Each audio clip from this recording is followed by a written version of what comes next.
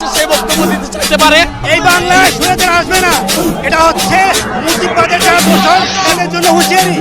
আমরা সকলে গোপালগঞ্জের উদ্দেশ্যে রওনা দিব। মুক্ত বাংলাদেশ চাই, মুজিব মুক্ত বাংলাদেশ চাই।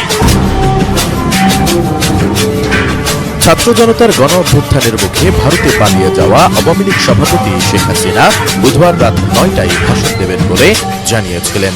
সে অনুযায়ী আওয়ামী লীগের ফেসবুক পেজ ও ইউটিউব চ্যানেল থেকে লাইভে যুক্ত আসবেন। ক্ষমতাচ্যুত হওয়ার পর এতদিন চুপ থাকলেও প্রথমবারের মতো ছাত্রদের উদ্দেশ্যে ভাষণ দেন তিনি। এদিকে এর প্রতিবাদে ছাত্র জনতার পক্ষ থেকে ঘোষণা দেওয়া হয়েছিল বুলডোজার মিছিলের।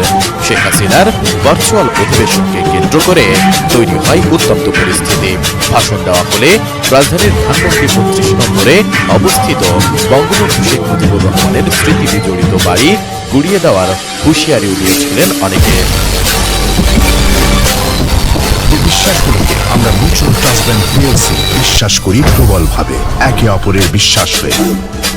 Mutual trust bank, you can bank on us. ঘোষণা অনুযায়ী বুধবার রাত ৮টায় কর্মসূচি থাকলেও সন্ধ্যার পর থেকে সেখানে জড়ো হতে থাকে ছাত্র জনতা। সেখানে জড়ো হয়ে তারা বিভিন্ন স্লোগান দিতে থাকে।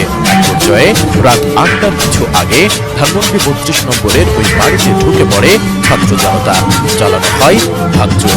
প্রবেশ মুখে স্থাপিত শেখ মুজিবুর রহমানের মোড়ালেও ভাঙচুর চালানো হয়। যদিও গত ৫ আগস্ট এক দফা বাড়িতে আগুন দেওয়া হয়েছিল। বিক্ষুব্ধ ছাত্র জনতা বলেন, যারা ছাত্র হত্যার সঙ্গে জড়িত ছিল সেসব ফ্যাসিবাদীদের কোনো চিহ্ন বাংলাদেশের মাটিতে রাখতে চায় না। অবিলম্বে শেখ হাসিনাকে দেশে ফেরত এনে তার শাস্তির ব্যবস্থা করতে হবে। এ সময় উত্তেজিত ছাত্র জনতা বিভিন্ন স্লোগান দিতে থাকেন।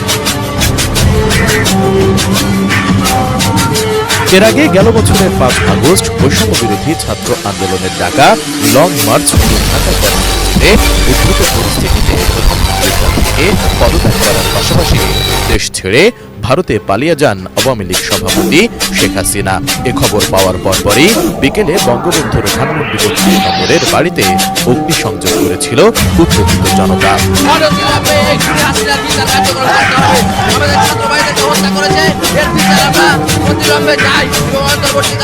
সরকারের কাছে আমরা এর বিচার চাই, যাতে পুরোভাবে এই বাংলাদেশকে নিয়ে ষড়যন্ত্র করতে না পারে। বাংলাদেশে